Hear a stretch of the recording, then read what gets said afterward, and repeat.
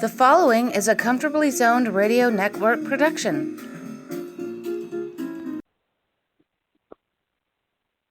Thank you, Tally Olson. We are back. The New York Knicks in the zone. I'm here with the man, Sam Stith. I'm Ralph Tyko with the Comfortably Zoned Radio Network. And we're going to talk a little Knickerbocker ball, past, present, and maybe even we'll throw in a little future. Sam, how are you? I'm good, Ralph. Always a pleasure, man. Always a pleasure. Okay. Let's start with the present. I am not up. I've told you this before, and we're going to get a permanent co-host in here that can help with the current New York Knickerbockers. Can you give us a rundown of the season, of what's going on, and what's the prognosis for a strong finish? This is the best run they've had in a long time, you know. What happened, Ralph, you have to keep playing ball until you get the right combination, you know. Like this Vaughn, all of a sudden this guy's playing out of his mind. You know, he's rebounding, offensive rebounding, and I can't believe the threes he's shooting. You follow me? And I still have a major problem, not only with the Knicks, but the NBA in general. You know, that is the three-point shooting. Okay. I know the three-point shots, right? Very seldom is a shooter contested. Always normally free. And this is why. Back in the day, we only double-team stars. You follow me? Today, they're double-teaming everybody. But when you're double-teaming somebody, your man is free. You follow me? He's always particularly in the corner, right? I mean, they can count the sixes on the ball. That's how free they are. What should happen, let's take the next one. You got to know where the ball is and your man is at all times. You follow me? So you can't leave your man to double team. These guys are so talented that it's tough to double team them because they got so many plays, you know, so many moves. So just guard your man. Guard your man. That's all you got to do. If you guard your man, they're going to be all right. Because all the time, this is what you see. Guys in the corner of the ball and the defensive guys chasing, trying to block it.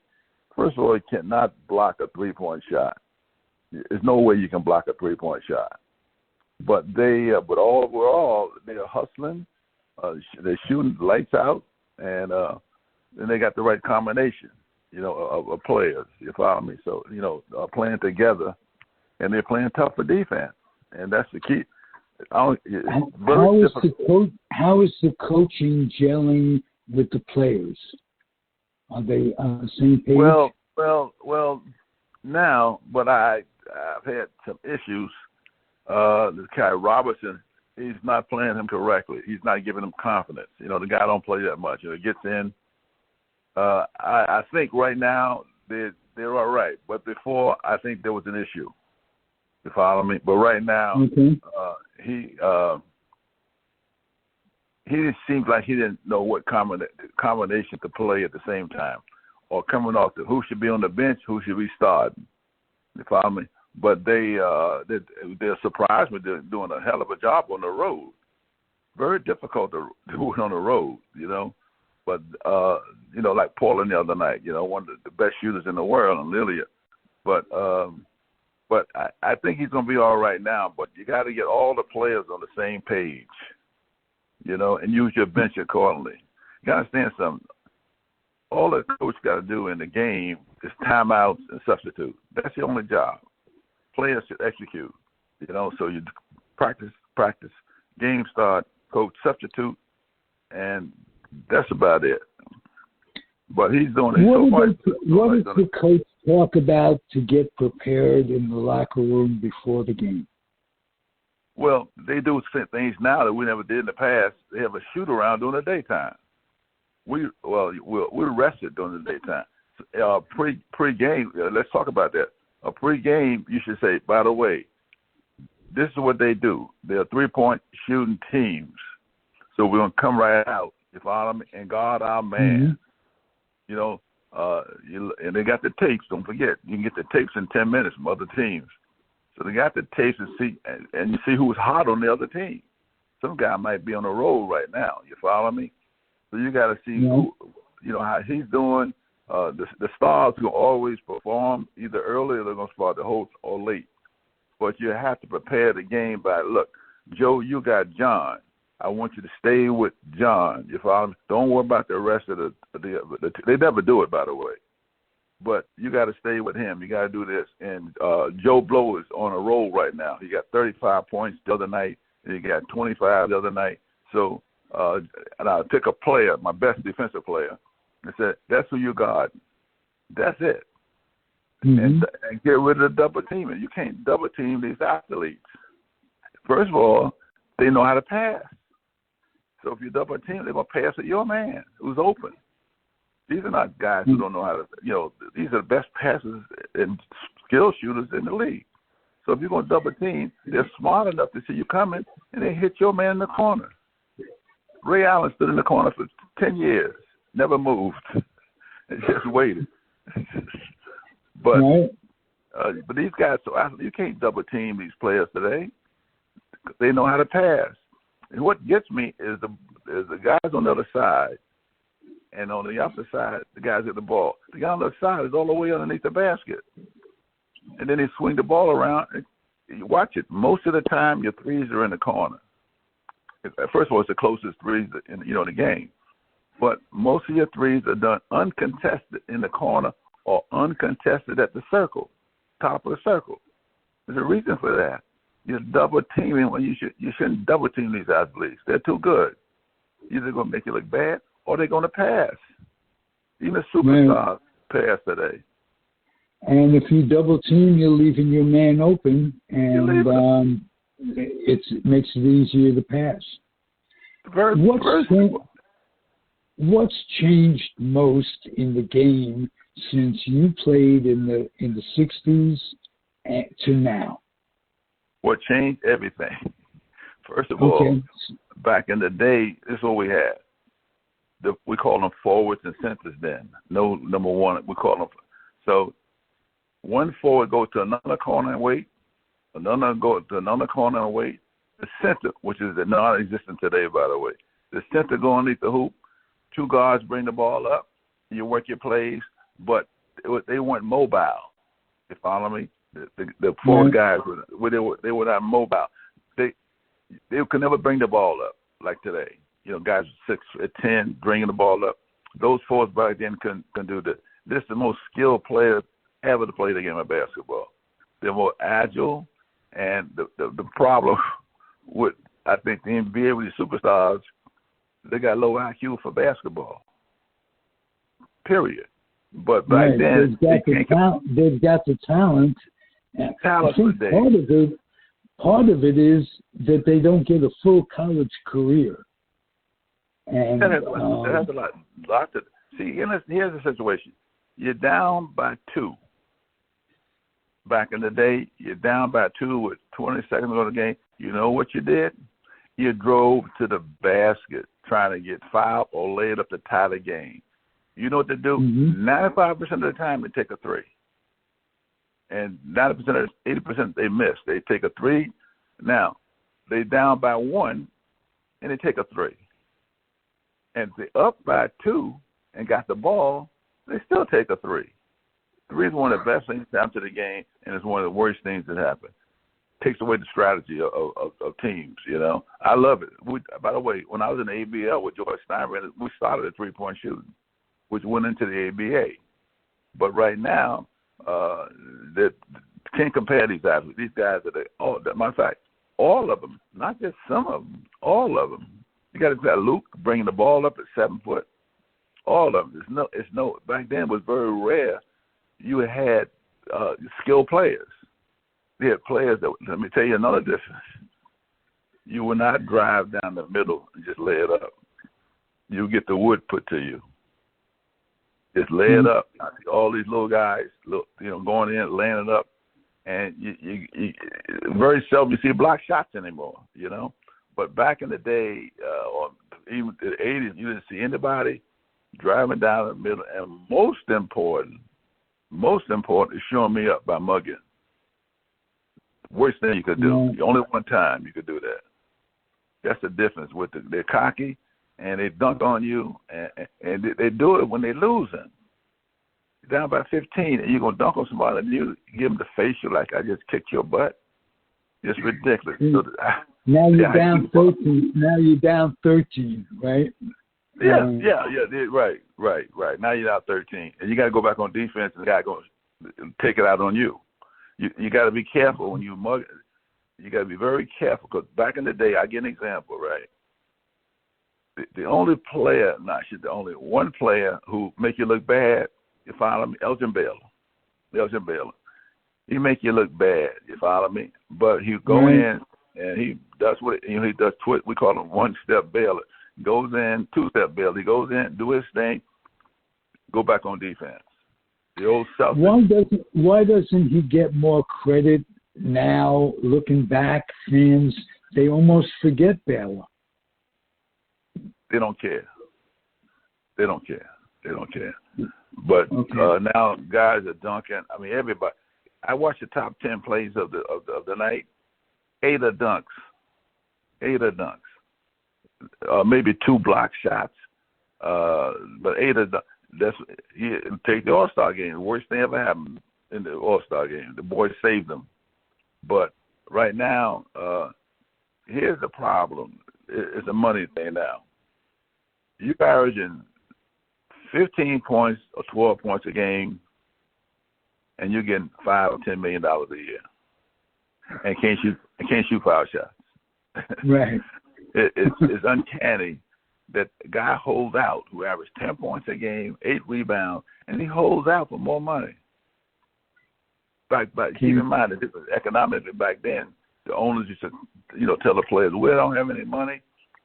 The minimum salary is $5,500. We don't have more money. This is all I can pay you." Then when the union came in and said, "Open your books." Oh, you do have money. And once that happened, then all hell broke loose. Guys signed a $40, $50 million contract on losing teams. I remember back in the day, the Brooklyn Dodgers had a not the Dodgers got the Pittsburgh Pirates, right? Back in the day, who was one of the worst teams in the league, right? I ain't gonna name the player. He went in. Ralph Kiner went to Branch Rickey, and he said, and Branch Rickey said, "We could not pay you and still lose 120 games." Exactly. He says, "We lost with you and we can lose without you." Exactly. Right. Exactly, Ralph. So right now, I can't believe shortstops hitting 218 and 220 with 6 home runs. They hold out. By the way, with no holdouts then back in the day, you sign a contract or you get cut. That's very simple. Right. You cut. No free agent. You sign a contract. This I'm giving you. There's no agents then. Mel Graham went into the Boston from NYU and the Boston Celtics with his lawyer to the all people at Red Auerbach, and he says, "Look, this is how much we want." And Red asked the lawyer, "Did you play?" He says, "No, both of y'all get your asses out of my office." Then Mel Graham came. Then Mel Graham came back. He had to sign, but you couldn't negotiate back then. Now, I'm gonna be a free agent in 5 years. I'm getting minimum salary is, but you get $220 minimum now, $220,000 minimum. But it's outrageous. And I'm saying to the players, take that money, make up for what we didn't get. Sam, you mentioned George Steinbrenner and the ABL those days. First, I'd like to know, what was it like working for George? Well, I got drafted by the Cincinnati Royals as a shooting guard, side by side with Oscar Robertson, right? Yeah. Before I got there, I played against Steinbrenner. We played against him 2 games, and that was a pro team, man. That team they could have played in the NBA, right? And we beat them twice. Mr. Steinbrenner, my Tom got 65 against him, and Mr. Steinbrenner loved it. So he came to me. He said, "Don't even bother going to Cincinnati. They can't pay you what I'm going to pay you." So he paid me nice money, put me in the Army. I came out and played. The best team I've ever been on and the best owner. If you win, you get paid. You get perks. We had our own planes back in the day. You're talking 1960. But if you mess up, you may not want to see him. You may not want to see him because he was a tough, fair guy. I love playing for him. By the way, he paid. One of the players on the team got off from Syracuse, star player, Syracuse. He said, "How much they paying?" He said, "Well, I can't pay you to go with them." And he stayed with the Pipers. He got the only time I saw it. Let me tell you how we played for the AAU tournament in Denver, Colorado, and the winning team goes to Russia. Right now, you got to look at the makeup of our team. You got 8 blacks on the team. The coach is black, and 3 white ball players. Right. So we win the AAU. We're all excited. We're going to Russia. By the time we land, they thought about it. They didn't want that many blacks going to Russia. The AAU. So they started taking other players, Jerry Lucas in there, right? And only 3 players from our team, 3 blacks from our team went over to Russia. Steinbrenner pitched a fit and sued the league. But then it didn't matter because they went bankrupt the same year. It folded. Then the ABA took. Who are some of the players that spent their entire career in the ABL, were really underrated, and would have been terrific NBA players if given the chance? You too, notwithstanding. But I wish I would have seen you back then. Man. But who are some of the other players that you played with that we might never have heard of, but they would have been great in the NBA? Well, a few of them did go. John Barnhill played backcourt. He's on the Pipers with us. He went to the St. Louis Hawks. Ben Waller was our center. He went to Syracuse. Now, the rest of them fell by the wayside, but they could have played in the NBA. Jack Adams, right? Tough competitor. Roger, God. All the players was great. I was 7th man, had no problem coming off the bench, right? Jim McCoy, his brother, Jewish McCoy, was a star. They both became star players in the Eastern Basketball League. But back then, that whole team with the Pipers could have played in the NBA. Don't forget, the NBA back then was diluted.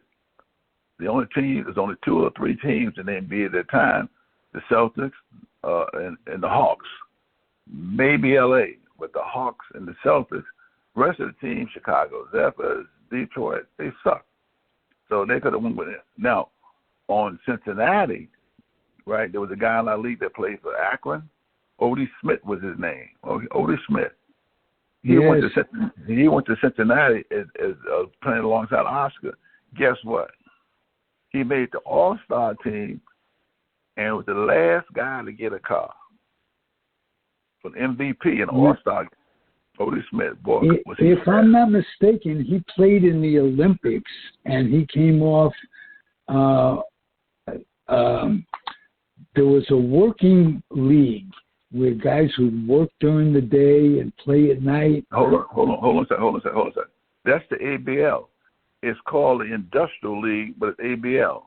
And what you had, see, it's an Industrial League. Tuck Tapers in New York. You follow me? Phillips 76, right. And you get a job while you're playing, and they supplement your pay.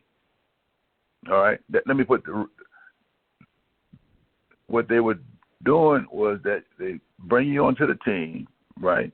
They get you a job, right? And they'll supplement your job salary. You follow me? Now, right. 80% of the players didn't have no job. They didn't get me a job because I told them I'm not going to work in a bowling alley. Those kind of jobs, you follow me? Right. So I didn't, I just get my salary from Mr. Steinberg, and he paid me directly. And I think we had two guys on the team, John Barnhill. They were teachers. They had a teacher certificate. You follow me? But so it's called the Industrial League and / ABL. And you work during the daytime, and you still go on the road. You're still going to road, you follow me, and play, away Phillips, Oklahoma, Denver, those places, Seattle. But these are some fantastic players. These are the players that normally didn't get drafted into the NBA, you follow me? And it's industrial till you pick them up. Don't forget, Julius Erving, those guys play in the ABL. That was the Industrial League, but it became the ABA. Wow. What are your best memories of those days? What when it was going, you were on the upward swing, and life was good? You in college, this is funny. In college, we were not thinking about the NBA. We were thinking about getting a job, and I give an example, getting a job and get married, get your family, right? On draft night, I'm in my room, and the student came in and said, by the way, you just got drafted by the Cincinnati Royals. And I said, oh, hey, thank you. And my roommate said, you heard it just said? You got NBA? I said, yeah, I just want to get a college degree. We weren't thinking about the NBA.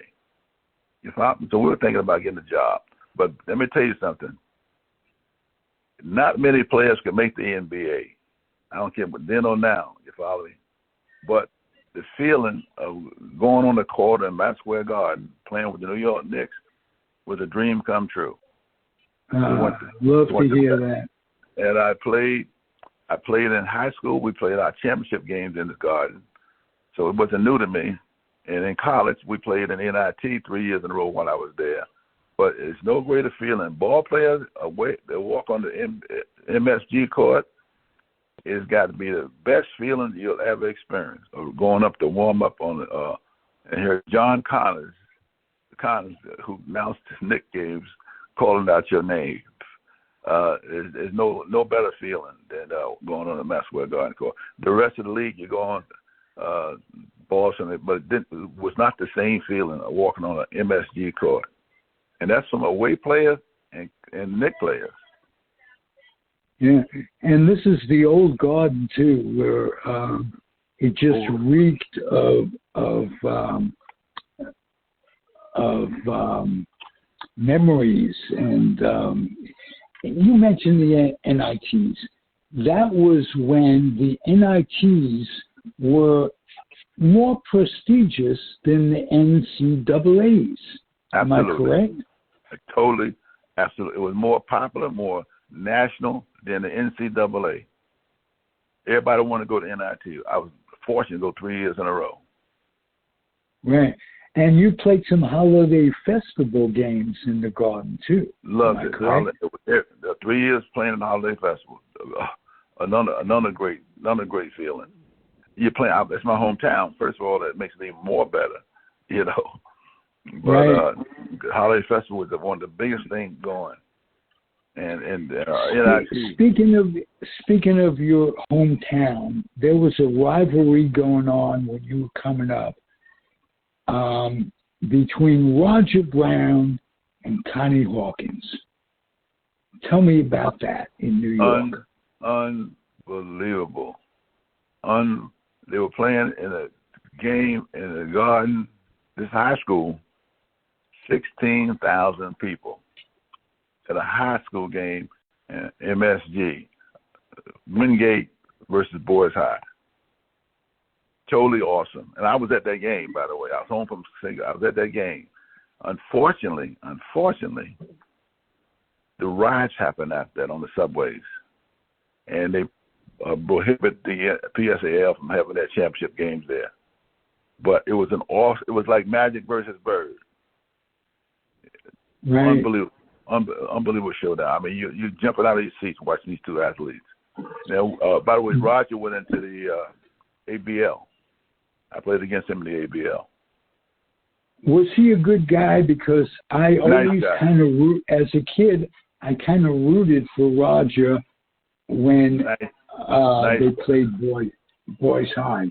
I mean, Connie was great. There was no question that he left his game in the ABL and the ABA or whatever, and by the time he got to the NBA, he was still an all-star. He was still tremendous, but it wasn't the same.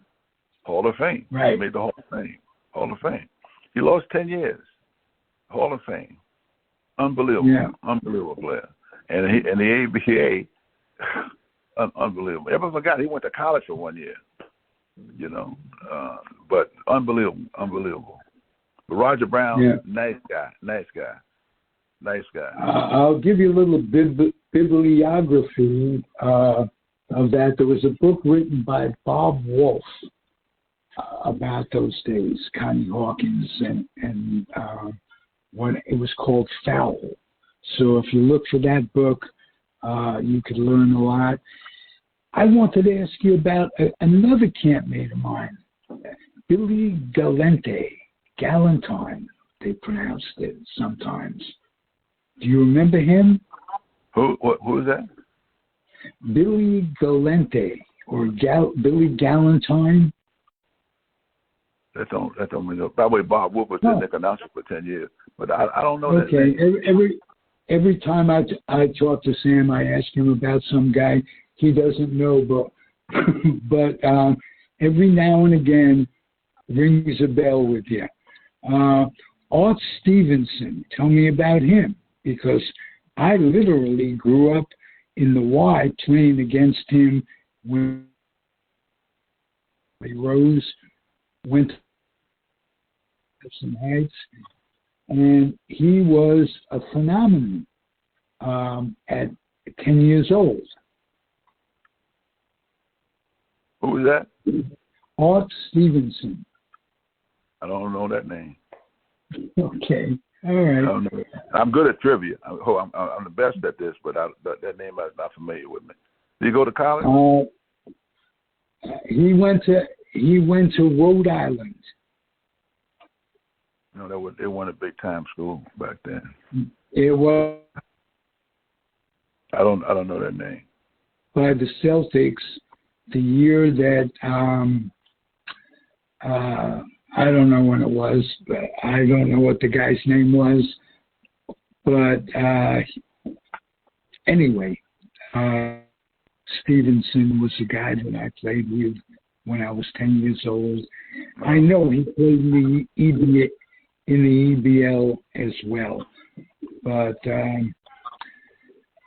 rest in peace, Art. He died tragically at age 40. Oh. Not everybody gets to live to be what senior citizens like you and me, Sam. It's senior citizens. Senior citizens. It's a privilege, not a God-given right. Believe me.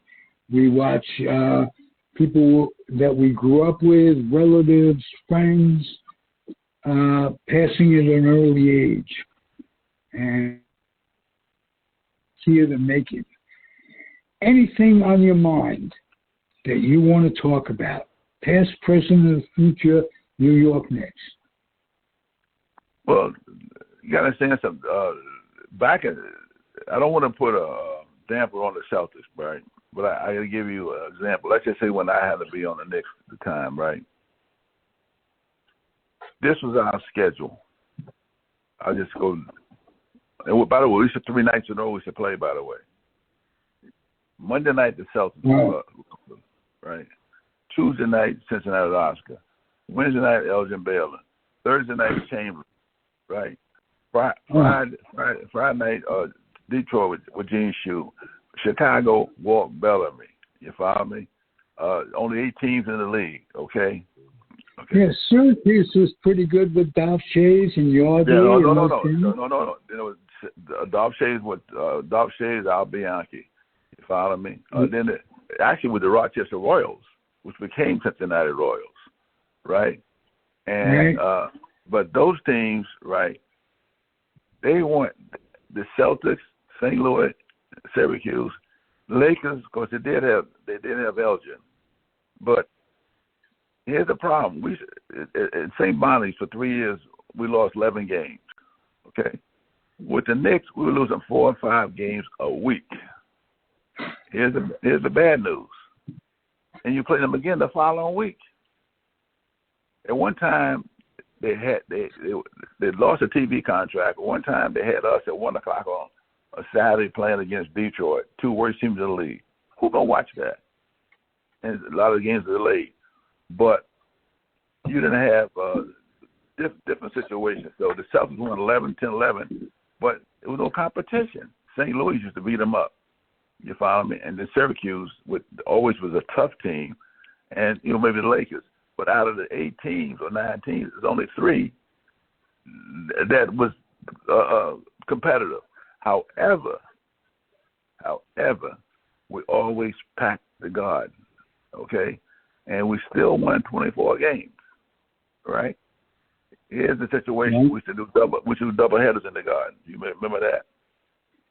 And some of them will be before the Globetrotters too. They double header with the Globetrotters.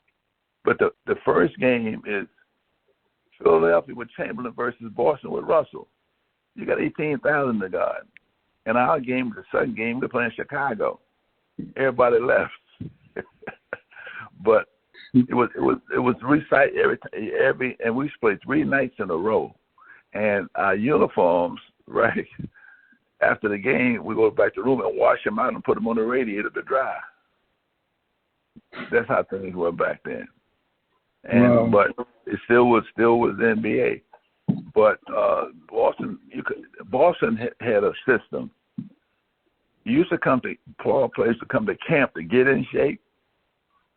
The Celtics came to camp in shape, and they win 10 or 15 games in a row from the jump street while guys are still trying to get in shape. Because keep in mind now, after the season, you got a job, a regular job. Season, if you're not in the playoffs, season end March 15th, March 16th, you're working. Either selling insurance on Wall Street, doing growth, but you're working. Now today, they don't have to work all year round, so you don't have time to really work out during the summertime. If you were committed, you do weekends, but that's another story. But back then, you didn't make that much money. When the season ends, your paycheck stops. But now these guys got checks coming in every month. They don't have to work. So the Celtics had a rule: you better come to camp in shape. Period. And then they run off 10 or 15 in a row. You're already ahead. And sometimes we catch them on our home court. We had a Saturday night game against them. We fly to Boston and play a Sunday afternoon game. We didn't want to go to Boston. We know what, and we beat them. We beat them on Saturday night, and we know what's going to happen on Sunday. They were that good. Toughest team. Oh my God, Sam Jones and Casey Jones and Cousy. Havlicek later on, and Ramsey and those guys. Yeah, Ramsey. But Havlicek wasn't there then. But later on. But I guess Ramsey filled that role back then. Good player, right? Always moving without the ball. You guys didn't make as much money, but I bet you had more fun in those days. You got to understand something. Back in the day, Steinbrenner bought me a used car when I was in Cleveland, right, as a bonus. But back in the day, no mortgages, no credit cards. You follow me? And right. Believe me, you really had no expenses when you go out because everybody knew who you were. You follow me? So you could do a nice little bank account with it. The minimum was $5,500 in the NBA. Some guys were getting $5,500. I was sort of lucky with the Knicks. I got $8,500 because I could have stayed with Cleveland, But and the meal money, I tell you a little funny story. Our meal money was $8.50 per day. And I had lunch with some former guys, Steve Coulter, right, Fat Lever. and we talked about lunches. When I mentioned that, they all jumped the table and started laughing. I said, you only got $8.50, and they couldn't stop laughing. I said, what's the matter? He says, we were getting $220 for meal money. I checkmated them. I said, keep in mind, hamburgers are 25 cents. A soda was 10 cents. You're following? I'm trying to get out of it, Ralph. But you weren't worried about ambience in those days. Right. Now, by the way, your boy Cleveland Buckner, Cleveland ate hamburgers in the morning, noon, and night. Always had a stomach problem. I said, Cleveland, you might think about those hamburgers you eat, not White Castle, the other one, nice place, Nedick. I said, maybe you ought to consider, but he loved his morning, noon, and night. He'd find a hamburger place. And also back then, you didn't have really a nightlife. You follow me? Where after the game, you go hang out and stuff like that. Reason being, you don't want any trouble because the commissioner don't want to hear anything about you being in a fight, beating your wife, beating your girlfriend. It was a no-no. It was a no-no. Don't come to the commission for nothing because you'll be suspended and fined. So it really wasn't. You were keeping yourself out of harm's way. If that type of thing. Right. And dress staying code. out of harm's way in life is pretty good. Just not life. Stay out of harm's way. That's a great expression. Yeah. Because harm can get in the way very easily in anything you do. And with the dress code, with sport jackets. You couldn't come to the game with just. You had to come to the game with a suit or a sport jacket. I remember Ramsey told me one time, go out sit in the stands and I had a suit with 3-point suit on. He go, hey Sam, you look like a banker. And ironic enough, I became a banker. But you had to come dressed. And by the way, some players, the new Knicks, the 73 team with Dick Barnett and Walt dressing, unbelievable. Yeah. And you tell me you're still in touch with Dick Barnett. Oh, yeah. Every 2 weeks, he's doing a lot of things, him and Jerry West, trying to get us some kind of documentary together, particularly on Tennessee State. And here's a funny story. I went to the Knicks. Dick was Syracuse. He comes to the Pipers. Steinbrenner signed him to a nice contract with the Pipers, right? What's confusing, the coach was John McClendon. Great fast break coach. You don't have to do nothing but run. Period. We work in practice, run. All you do is run, and it's pitch out, and you got a layup or a short jump shot. Okay. Now, Dick played for him at Tennessee State and won him 3 national championships. You follow me? 3 national championships. So he goes there, and by the way, when I played, 3 of those guys from Tennessee State was on the Pipers. And for some reason, John McClendon didn't play him, periodically. He couldn't figure it out. So Mr. Steinbrenner, that reminds me of another coach who didn't play 2 brothers that did them well in college. I mean. That's why the conversation came up with Dick, because I was telling him my story, and he didn't play him, and they fired Coach Clinton and hired Bill Sharman from the Celtics, right?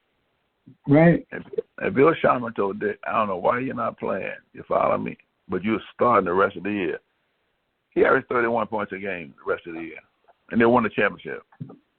Here's the fun thing about it. They won the championship. You know what they got paid for winning the championship? $87. Because they went bankrupt. Right? The league went bankrupt right after the game. $87. Oh. Then he got lucky. Went back with the Syracuse, then to the Knicks. Yes. But he couldn't figure it out. I said, did you say things? I couldn't say nothing. What am I going to say? What am I going to say? You know my story, so what are you going to say? I wish I'd have said something, but, but what can you say? You get a paycheck every 1st and 15th of the month. And we had a great Nick on about it. The Nick owner is Ned Irish, fantastic owner with the Knicks. I mean, he spared no expense. Even though we were losing, he would spare no expense. He used to take us to show us for dinner, and trying to motivate us, that type of thing. Right. And ironic enough, Red Hosen was the scout at the time with the Knicks, right? But he sat on the bench, okay?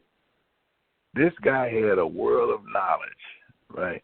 After practice, I used to ask him when I got there, how he played defense in the NBA. I stayed after practice for like an hour. He worked with me. He said, let me tell you something. Here's the secret to it. You're not going to stop Oscar. You're not going to stop Jerry, right? But let them know you're in the game. That's it. Right. So you're not going to stop them. Let them know you're in the game. Don't make it too easy for them. Oh, hell no. Well, I played against Oscar in college 3 years, and he knew who I was. Good. Hey, next week we'll talk about Donovan and the Knick experience, and I want to know all I can about St. Bonaventure from you. And we talk a lot off the air, and what a privilege it is for me to have you as a friend. Oh, Thank you, same here. Been a year. Same here with ditto. Back to you, my man. All right. Unbelievable. We'll do it in the foreseeable future. How about that? Let me know when. I will, Sam. Thank you, sir. You make my life hum along on a Thursday morning. And it's the transition for me, going from morning to afternoon when you get to be an old guy. But you still got your senses, man. And good luck on your new book. I will. And I want to have you do an interview for it. It's Loving Baseball When We Were 12 and Innocent. And I know that you were a big baseball fan back in the day. Brooklyn Dodgers. And you had a critique of my first book. I didn't mention the Giants enough. I was a Giant fan growing up. So I out of fairness, I dwelled more on the Dodgers. So those three teams growing up, the Yankees, the Giants, and the Dodgers, what a great – the World Series was always played in your hometown. You grew up, you thought it was a birthright. It was like a religion. Right. I'm telling you. Absolutely. So we'll do a show about that. I'm completing the book, and I want you to have a chapter in it. Okay. All right. That'll be good.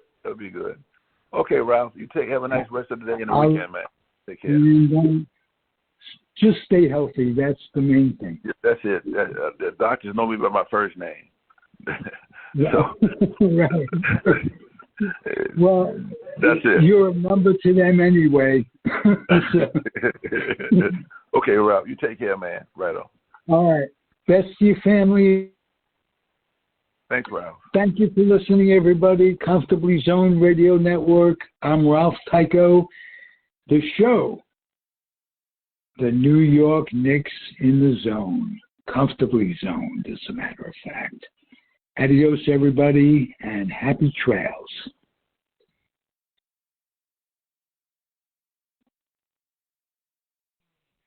The proceeding has been a Comfortably Zoned network production. You are advised to keep your dreams wet, your humor dry, your children and grandchildren out of military recruiting offices and off the laps of clerics who wear dresses. Thank you for listening, everyone. Happy trails.